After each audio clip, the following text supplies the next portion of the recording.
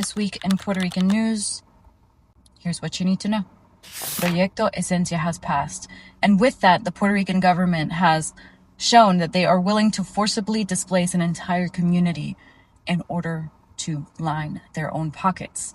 Now, Proyecto Esencia investors were denied by the Department of Natural Resources in terms of moving the project forward. So for a long time, people were curious as to what was going on with the project, since it had not only been denied, but right afterward, the investors bought even more land.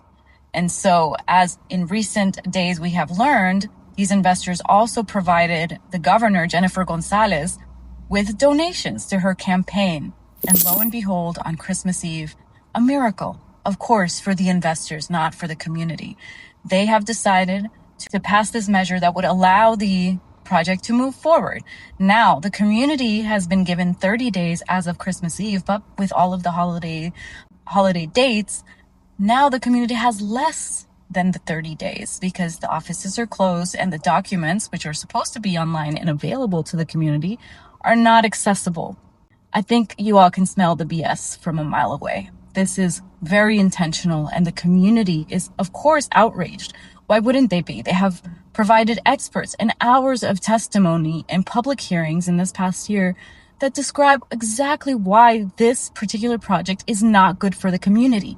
Not only will there be water shortages that will force probably hundreds of families to leave, but also the damage that they'll make to the ecosystem there. Now, people have argued that, oh, this is great because it will bring tourism to the area, but all of that will not be enough to make up for the damage, the ecological damage, the displacement of the community, and also, of course, when we're talking about indigenous sites, archaeological sites that are, as of today, not protected. This report, supposedly, that the investors have provided does not make or account for that.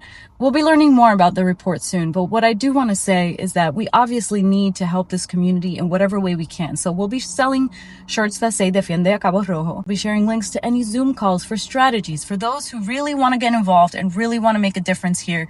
But we'll continue to share and continue to find a collective strategy to move forward. So if you want to be a part of that, please sign up. The link's in my bio.